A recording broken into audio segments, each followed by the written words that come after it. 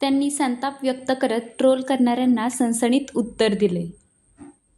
महाराष्ट्रातील प्रसिद्ध कीर्तनकार, समाज प्रबोधनकार इंदुरीकर महाराज गेल्या काही दिवसांपासून चांगले चर्चेत आहेत. त्यांची मुलगी ज्ञानेश्वरी हिच्या साखरपुड्याच्या शाही सोहळ्याचे काही व्हिडिओ आणि फोटो समोर आल्यानंतर लोकांनी वेगवेगळ्या प्रतिक्रिया व्यक्त करण्यात आल्या. काही लोकांनी त्यांच्या मुलीलाही ट्रोल केले. या ट्रोलिंगनंतर इंदुरीकर महाराज शांत होते, परंतु आता त्यांनी या विषयावरील मौन सोडलं आहे. त्यांनी त्यांच्या मुलीच्या साखरपुड्यावर तसेच त्यांच्यावर टीका करणाऱ्यांवर प्रतिक्रिया दिली आहे. इंदुरीकर महाराज प्रचंड संतापले असून माझं जगणं मुश्किल करून टाकले अशी संतापजनक प्रतिक्रिया दिली आहे. सध्या इंदुरीकर महाराज यांचा एक व्हिडिओ समोर आला आहे. या व्हिडिओत ते एका ठिकाणी कीर्तन करत असल्याचे दिसत आहे. याच कीर्तनात त्यांनी मुलीच्या साखरपुड्याचा सोहळा आणि त्यावर लोकांनी केलेली टीका यावर सविस्तर भाष्य केलं. माझ्यावर नेहमीच टीका करण्यात आली, परंतु आता हे लोक माझ्या कुटुंबापर्यंत पोहोचले आहेत. माझ्यापर्यंत होतं तोपर्यंत ठीक होतं असे म्हणत इंदुरीकर महाराज यांनी मी कीर्तनापासून दूर जाणार असल्याची भावना व्यक्त केली. माझ्या मुलाचा तसेच माझ्या मुलीचाही यात काहीही दोष नाही.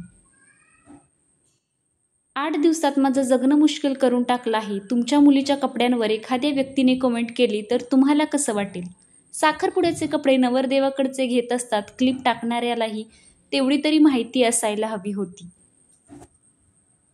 त्या व्यक्तीला तेवढी तरी लाज असायला हवी होती, अशी संतापजनक भावनाही इंदुरीकर महाराजांनी व्यक्त केली. दरम्यान आता यापुढे मी कीर्तन सादर करायचे की नाही याबद्दल विचार करणार आहे, असे मोठे विधानही त्यांनी केले. त्यामुळे संपूर्ण महाराष्ट्रात प्रसिद्ध असणारे इंदुरीकर महाराज कीर्तनापासून दूर होण्याचा निर्णय घेतात की काय असा सवाल आता केला जातोय. सुप्रसिद्ध कीर्तनकार इंदुरीकर महाराज यांच्या मुलीचा साखरपुडा काही दिवसांपूर्वीच मोठ्या थाटामाटात पार पडला. त्यांच्या मुलीच्या साखरपुड्याचे फोटो, व्हिडिओ सोशल मीडियावर मोठ्या प्रमाणावर व्हायरल झाले. यावरून त्यांच्यावर मोठ्या टीका देखील झाल्या. दुसऱ्यांना साधेपणानं लग्न करण्याचे उपदेश देणारे महाराज आपल्या मुलीचा साखरपुडा सोहळा मात्र चांगला मोठा साजरा करतात असं म्हणत त्यांच्यावरती सोशल मीडियातून व्यक्तिगत टीका झाल्या. या टीकेमुळे इंदुरीकर महाराजांना मोठा मानसिक त्रासाला सामोरं जावं लागल्याचं दिसून येत आहे. परिणामी त्यांनी त्यांच्या एका कीर्तनामध्ये याबाबतची खंत व्यक्त करत थेट कीर्तन सोडण्याचा निर्णय घेतला आहे. याबाबतचा त्यांचा एक व्हिडिओ सोशल मीडियावर मोठ्या प्रमाणावर व्हायरल झाला आहे. व्हायरल व्हिडिओमध्ये इंदुरीकर महाराज काय म्हणालेत?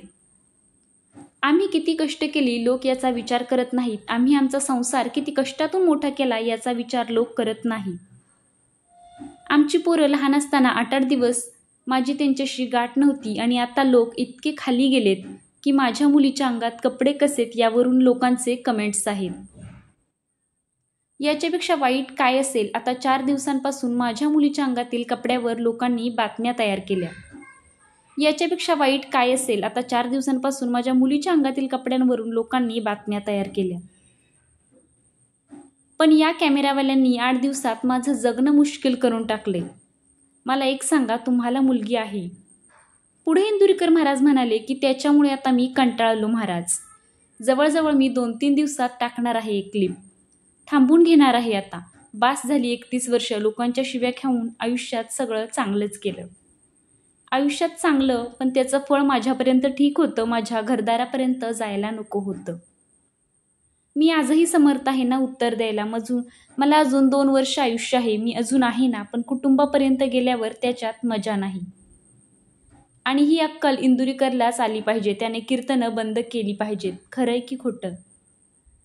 त्याला लाज वाटली पाहिजे की आता कमेंट करणारे लोक बोलायला लागले. आता इंदुरीकरांनी फेटा ठेवून द्यावा. आम्ही 2-3 दिवसापासून विचार करतोय. 2-3 दिवसात मी घेणारे निर्णय, पण मजा नाही राहिली त्याच्यात आता. या सोहळ्याचं आयोजन संगमनेरमध्ये करण्यात आलं होतं. राजेशाही थाटात मुलीची आणि जावयाची रथावरून राजेशाही मिरवणूक. पाहुण्यांच्या उपस्थितीने गच्च भरलेला कार्यालय. वारकरी वेशात टाळकरी बायकांनी धरलेला फेर चर्चेचा विषय ठरला. या कार्यक्रमाचे व्हिडिओ सध्या सोशल मीडियावर व्हायरल होत आहेत. या समारंभाला अनेक मान्यवरांनी उपस्थिती लावून नवदाम्पत्याला शुभेच्छा दिल्या. विशेष म्हणजे या साखरपुड्यात सत्कार, हारतुरे आणि शाल, श्रीफळ न स्वीकारता संपूर्ण कार्यक्रम साधेपणाचं उदाहरण ठरला.